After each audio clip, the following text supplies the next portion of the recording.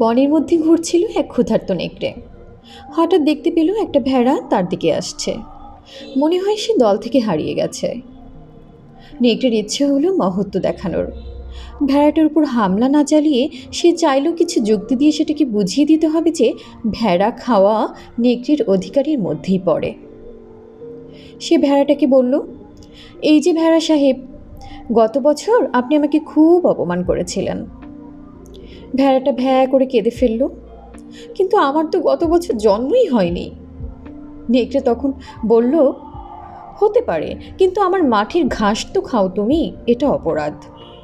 না হুজুর, ভেড়া উত্তর দেয়, ঘাস খেতে কেমন তাই আমি জানি না এখনো। নেকড়ে ছাড়ে না, তুই আমার কুয়ো থেকে জল খাসনি?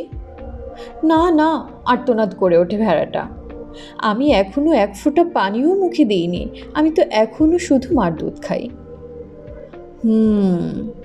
আমার সব অভিযোগেরই তুই ভালো জবাব দিয়ে দিয়েছিস, কিন্তু তা বলে তো আর আমার পেট চলবে না। এই কথা বলতে বলতেই ভেড়াটার উপর ঝাঁপিয়ে পড়ল নেকড়ে, টুকরো টুকরো করে খেয়ে ফেলল। এই গল্প থেকে আমরা কি শিখলাম? অত্যাচারী অত্যাচার করার জন্য সবসময় কিছু না কিছু অজুহাত খুঁজে বের করার চেষ্টা করে।